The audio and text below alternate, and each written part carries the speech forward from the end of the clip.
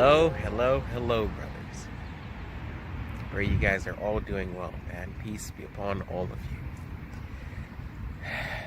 We've come to it now. It's the last day of No Porn November. The very last day. Thank God. Thank Almighty God. This is the first time I've ever gone through November clean. First time ever. For me, today is day 170 on hard mode, with God's help. We all have our different stories on this journey, man. Or it's this month, or ever since we started trying to quit, The failures, the successes, and then the failures again. We all have them, man, but I want to express to everyone that there's a way out. There are ways out. Once we get a proper solid plan and strategy in place, we start connecting to other people. We're following methods. We've read other people's success stories. We've read books on the addiction. We figured out what we need to do to succeed. It's possible, man. It's more than possible. We can all get out of this, brothers. And today what I wanted to do was walk you through my story. How I got here. How I got to this point, man. Because this addiction is horrible. Right now I'm in the park. The last time I was in this park, I was 11 years old. 11 years old, and I had not discovered pornography yet. Well, I knew it existed, but it wasn't something I was engaged in. It's not something I ever went out to seek for or anything. I wasn't in PMO. I was 11. I still had my innocence. I went to the park with my siblings, with my mother, like a normal child should. No weirdness on the internet, man. So let me start with my story, okay? When I was, so I said, it wasn't the first time. I had seen pornography when I was 8 years old, because my father used to watch it.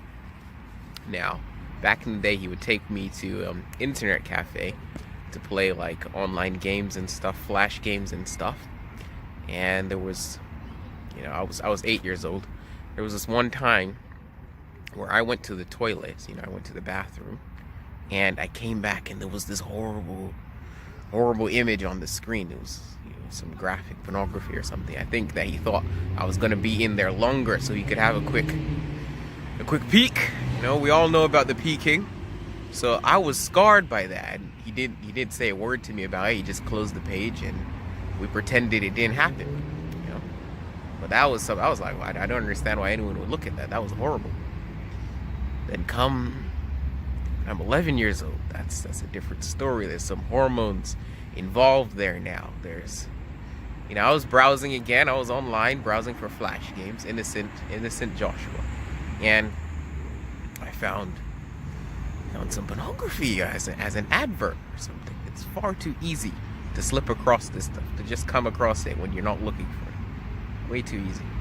Found that advert, clicked on it. That was the beginning of the end, man. That was long, slippery slope. Because now I was aroused. What is this? Naked women. Wow. Who knew? I always thought girls were gross, man. Who knew? So, man, it's powerful stuff to get you hooked. And part of my own trauma and experience that led me into the addiction, not beyond just, you find girls attractive or something. There's some trauma behind that. My family we went through abuse, at my father's hands. Physical abuse. I remember when I was 8, it was this one time that he was beating my mother, and I stepped in. I'd always been a coward. I've always had that idea, I should step in. Imagine at 8 years old, you're feeling like you have to defend your mother, your siblings. But one time I said, no, I'm not going to be a coward. So I grabbed some cold water. I poured it on him while he was punching her. And he turned around. He started laughing. He's like, Joshua, I don't know. Don't look down on your father. Don't look down on me, man. When you grow up, you're going to beat your wife even worse than I am. I believed him. You know, I felt scarred at that point. Like, whatever I do in this life, I'm going to be a terrible person like my dad. That's what I'm going to be. So when you have that internalized, it's hard to get out of any kind of addiction. Just wanted to leave that as a side note. So yeah, there I am. I'm 11. I've discovered pornography, you know, and instead of playing games after school, I'm constantly searching up certain keywords that I was just learning in school to see what they would lead to on Google. It was horrible, man. It was horrible. Got to a point where I was at night. I'm there staying up late. Obviously, I have school in the morning, and I'm just browsing and browsing and browsing, searching for things. One night, my mother, she caught me. She caught me like, why is Joshua awake at 11:30? Like, what's going on? He has school tomorrow. She caught me, and I had 70 plus Internet Explorer browsers open. Every page had just pornography all over it. I don't even think there weren't even many videos back then. It was just loads of images. And I was just scared, and I was there closing them one by one. I wasn't even thinking straight, like, oh, turn off the computer or something. One by one, and as I'm closing them, all the pages are just showing this horrible graphic stuff that I was looking at. You know, my mother, you know, she didn't go the whole religious angle that, oh, we're Muslim, this isn't what we do. No, she told me about the consequences. Like, there's consequences for this. You're going to become, you know, who knows where doing this is going to lead you. You know, you can become addicted to this stuff. You don't want to be addicted to pornography, Joshua. If only she knew. Oh dear. You don't want to be addicted to pornography. You don't want to be one of these people that goes out and acts what you've seen in real life. You don't want to go do that and, you know, become like a sex offender or something. So she spent an hour talking to me, telling me like, this isn't you. This isn't something that you want to become. You don't want to do this. And I was there. I was listening to her. I'm like, yeah, you're right, Mom. I don't. No, I'm only 11. I don't want to ruin my life. What you're telling me sounds horrible. So she said, what I'm going to do for your own good, you're banned from the internet for a while. You're banned from the internet. You know, I think that might have been my longest streak for a while. Probably about 40. Was it? I don't know how long it was. You know, I wasn't counting back then. But I don't really count it because I didn't have access. I was so young. You know, I wasn't really fully addicted then. The addiction started happening when I started going against what she had told me and trying to sneak back and say, okay, pornography, I'm not going to look at that. You know, I'm 12 now. I'm not going to look at pornography. And I'm still trying to quit. Because after that conversation that she's had with me, I don't want this to be a part of my life. Praying like, dear God, don't let me be addicted now. I don't want to do this. I don't want to do this. It's taking over my life. Like, I'm this young and I'm there spending 3 hours a night just browsing online trying to find pictures and stuff. But I slowly started making my way back. Once she gave me internet access again, and I had been, you know, I told her I was fine, which was true at the time. I was fine. I hadn't looked for anything. I slowly started doing things like searching, oh, well, mermaids, you know, it's not exactly pornography, is it? Slowly, surely, making my way back into the addiction. Telling myself, as long as I don't search the word porn, it's fine. Big lie, big mistake, big mistake. My personality in school, it was affected, it was messed up. I was not the kind of person you wanted to be friends with. I was a terrible friend. I was a coward. I was ashamed of myself, and I was putting on this kind of front because I didn't want people to know the real me. You know, I was very selfish. I didn't care about other people, you know. And then back in those days, you know, I'm 12, 12 years old, and other people were starting to discover pornography too. So I had friends bringing it to school on their phones, you know. Back then, those 240p clips and stuff, like everyone was like, whoa, gathered around in the lunchroom and outside in the playground. People were watching the filth. You know, I was with them, and I took one of my friends' phones home. I was watching the stuff on the bus, all while I was telling myself I'm trying to quit. I don't want to look at this stuff. I'm still breaking my promises, everything. I'm still looking at it. Remember the first time my friend got an iPhone? That was iPhone number 1. You guys don't know. That is iPhone number 1, okay? Gee, what are we up to? 10 now? 11? I used that to browse porn. I went on the hub with that phone, man. It wasn't even my phone. I took it into the school toilets. That's what I did with it. That's what I did. It was horrible. I felt ashamed. I'm deleting the history on his phone. It's not deleting properly because I don't know how to use an iPhone. I'm like, oh man, I'm gonna lie. I'm gonna pretend it was someone else that searched for it. This is my best friend, you know, like, lying to him. It was horrible. It was horrible. It wasn't great. And the guilt, the shame, the regret that I felt for being such a contradiction, you know. I grew up, you know, strong religious Muslim family, you know.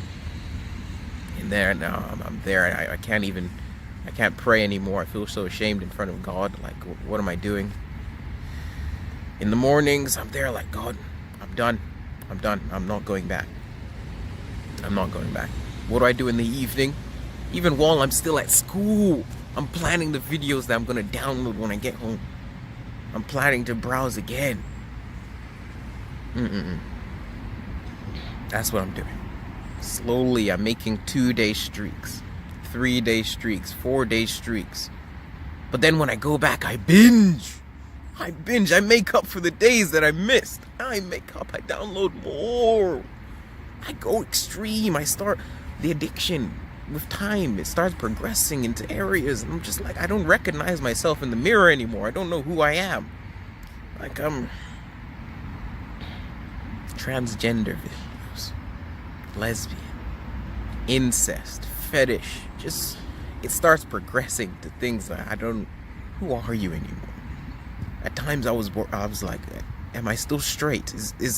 Am I still straight? The things I've watched, I don't know if that's what straight people watch. I don't know, you know. You start questioning yourself. It's like, why can't I quit this? I've been trying for so hard. I'm trying. I'm telling myself I'm going to quit. Where's my self-control? I didn't really know willpower back then. Where's my self-control? Why can't I control myself? Why can't I stop? And it just kept getting worse and worse. You know, the internet started progressing, you know, the clips started getting better quality. They started bringing out more and more sites. There was LimeWire back then. You could download gigabytes of this stuff. You know, you could download what was coming from the HD sites. You could download that. And I had this lie that I would tell myself, like, as long as I don't go on sites like the Hub or something, or it's, you know, where they ask you, oh, are you 18 or over? I don't want to lie and say I'm not 18.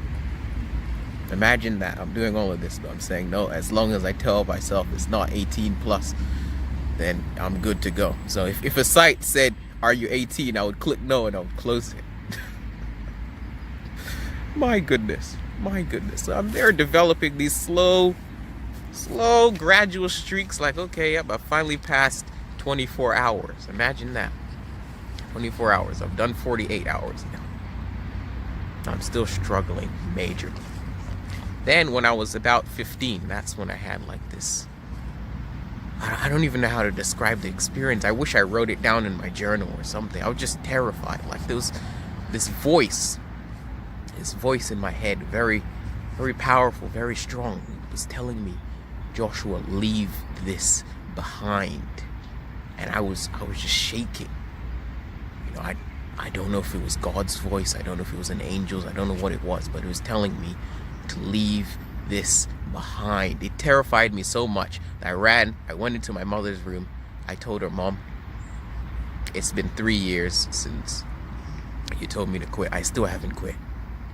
I've been pretending to you. Yes, you haven't directly asked me if I'm still watching it, but yeah, I'm even worse than I was before. This voice, it told me that I need to quit. I'm listening. I am listening. I don't know what it means, but I know I need to quit. And she's like, wow, yeah. And so she's there saying, I'm going to be accountable for you now. I'm going to check up on you. The thing is, she didn't know how to deal with it. Once she heard that I've gone, I went 2 weeks. I'd never gone 2 weeks before in the addiction. I'd never gone 2 weeks before. She's like, okay, you're good. So she stopped checking. It's not her fault. She didn't know. She didn't know. It takes a lot more than 2 weeks. I told my friends at school. I was so ashamed. I told them, like, no, I need to quit. I need to be done with this. That voice was powerful. It was quoting. I wish I knew. I wish I wrote it down, but it was quoting scripture at me. It was telling me, Joshua, this is not how you want to live your life. You don't want to be here. My fellow Muslims, they just said, just leave it. They didn't know. They hadn't experienced it, They hadn't watched it, which is very, very good for them. Very good. But they didn't know how hard it is to quit. I started praying again. I started fasting. I started fasting even outside of Ramadan, trying to build up willpower, build up self-control, tell myself I'm leaving this addiction behind. I'm reading scripture, reading the Quran. Still, I'm relapsing. I'm not telling anyone that I'm relapsing. After that first initial, guys, I need to quit, this is what's going on, I didn't tell anyone. I was hiding again. My personality is slowly, I'm trying to do good deeds to make up. But it's not the same thing. It's not the same thing. It's not the same thing at all. And then, maybe when I was around 19, when I was around 19. When I was 18, I would say is, I went on this, I had a really, really bad relapse. It was one of those ones where we all have like every relapse is a bad one, but some of them are super bad. Some of them are really bad where it's like, never again, I'm done. And then you relapse on top of that promise and you just feel absolutely terrible. Absolutely terrible. You don't know how you're going to go on. So I told myself, I'm going to do a 30-day water fast. We're going to fast this addiction out of us. We're not even going to eat any food. Nothing. Just water. Just water. That's what I did. 30 days. Didn't have a crumb of bread. Nothing. And I was going to school, so people were looking like, whoa, this guy's becoming really skinny. I can see his ribs now. What's going on? What is going on? I remember one of my friends, she came to me, she's begging me, please eat something, please.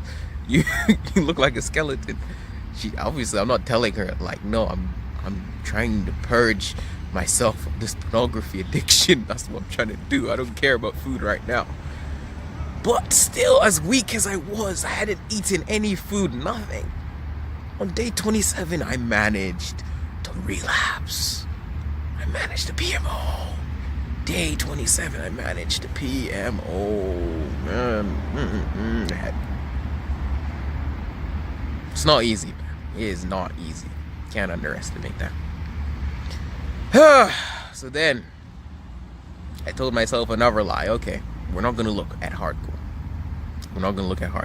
Let's go to... I didn't want to look at softcore either, but I said it's better than hardcore, so let's do that. And we're not going to release. I didn't know about the term edging back then, but that's what I was doing. So I had like this streak of 300 days or so of edging the softcore, and I still felt horrible about myself. Still felt terrible, but I was. You're still getting the dopamine and everything, all the chemicals in your brain and stuff. So I didn't really feel it until I fell from that 300-day edging streak. once I released, that was it. Once after that, Jack, I just felt super depressed. Like, and that's when the truth hit. Like, oh no, you've been watching pornography this whole time. It doesn't matter. It doesn't matter if nobody's having, there's no sexual intercourse going on. It doesn't matter. You've been watching pornography. That's what you've been doing. That's what you've been doing. I don't care if it's a twerking video. No. You haven't left this addiction, brother. You're still stuck in it. So many broken promises, man. So many. And over the years, I'm just trying to quit. I'm trying more and more. I'm reading more scripture. I'm trying to pray the thing away. But I'm ignoring verses where God is telling you, no, I've given you the strength to overcome every single temptation. Don't be coming and praying for strength. I've given you. It's there. Everyone can overcome the addiction. Every single person. Whether you're religious or not, no. You have the strength to overcome this. Every single urge, we're always stronger than it. I'm there trying to pray the thing out, and it's not working for me. At times you're almost blaming God, like, why? Why couldn't I've been born blind or something? Well, what's going on with me? You're there to depressed, suicidal thoughts plaguing you. Like, I wish, you start thinking, is there reincarnation? Can I just get a reset or something? When I was 22, I went and I was crying to my friends, like, guys, I know I told you guys when I was like 15 or something, but guess what? I still haven't quit. I haven't quit, and I promise you, I'm going to do it this time. I came up with a plan. I never followed it, but I came up with it. The things I was going to do positive activities. I was going to run, exercise, and stuff. I was going to read, learn languages and stuff. All these things to help get me out. 22. I think that's when I discovered this very, very powerful book, the one I'm using now, which is Power Over Pornography: The Proven Solution to Overcoming Pornography Addiction. So I had the book. I read a few chapters. I did some of the exercises. I didn't do it properly. I didn't do it fully, even though I'm trying to quit. I still was sticking to the willpower method that doesn't work. I'm telling you guys, willpower does not work. I have years of evidence to prove it does not work. We need something better than willpower. I was still sticking to that. I was still sticking to the idea that, it's just self-control. If I just get to a point where I can tell myself no masturbation, no pornography, we're good. Didn't work. Doesn't work. So yeah, no, I told my friends, like, look, if I relapse again, I'm so confident I'm not going to relapse. I will pay each of you £100. I'm not going to relapse. By the way, I was broke, okay? I didn't have no £100 to be giving nobody. So they looked at me like, whoa, this guy is serious. He's going to give us £100. And they're all doing PMO too, so they don't even know why I'm trying to quit. What's wrong with you? Like, you need to have better accountability partners, people that are on the same journey as you. I wasn't even looking at the forums or nothing. I just was on this willpower thing. Doesn't work. I still relapsed. I ended up giving them money. I gave them £300. So they went and bought things with that, but I'm still miserable. And I'm just going through years and years, slowly cycling, slowly getting, okay, I've passed 14 days, I've passed 21 days, I've passed 30, and then you have your 30-day streak as the highest for years, and then finally, okay, 41 days, and that was the highest for years, and then last year, January 2018, I went to the GP. I was just crying before work. I was like right after a relapse. Like, why am I still here? Especially January, where it's a new year. You've told yourself the whole new me thing. You've made New Year's resolution. I'm never going to watch pornography this year. And you break it 2 weeks in. I was crying. I'm not ashamed to admit that. I was crying, grown man. I'm 23 years old. I went to the GP. And they diagnosed me with severe depression. Okay, I had 23 out of 25 markers. I wasn't even fully honest with the woman about the questions, because If I was, I would have been stuck on a list where they monitor you and check up on you to make sure you're not self-harming or anything. So I knew I had to get out of this addiction, but I still wasn't sticking to the strategies. I still wasn't sticking to a plan. You know, I started working on those strategies. I started working on plans, but I didn't stick with it. That's when I got my highest streak before. That was 58 days. But I still hadn't done the work. The work mentally to get over the addiction, to get over the trauma, to finally understand why. Why do I keep going back to this stuff that's plaguing me? You know? It was in June of this year that my friend finally he woke me up. He's like, bro, you can do so much better than this. There's a way out for you. With all of these relapses, I'm struggling to believe. I'm struggling to believe in you, man. I know you can do it, but you're not proving me right. And I had to make the choice in that moment because I still didn't feel like I was capable of leaving it behind. But I had to choose, like, am I going to be saying next year, June, that I'm still struggling? No, God forbid, I am done. And I'm telling the same thing to you guys, brothers. We can all make it out of this addiction. But we have to choose now. Now. Forget willpower. Stick to a strategy. Find it. Ask questions. If you don't know, ask. There's no shame in asking. Find out. What do I need to do to break free? Okay? Back when I was trying to quit, there wasn't even an NF community. There was no community online. Okay? There's a community now. There's so many people. There's hundreds of thousands of people that have broken free of the addiction. Many of them are leaving success stories all over the place. These are my strategies. This is how I get out. We can all do this, brothers. Peace.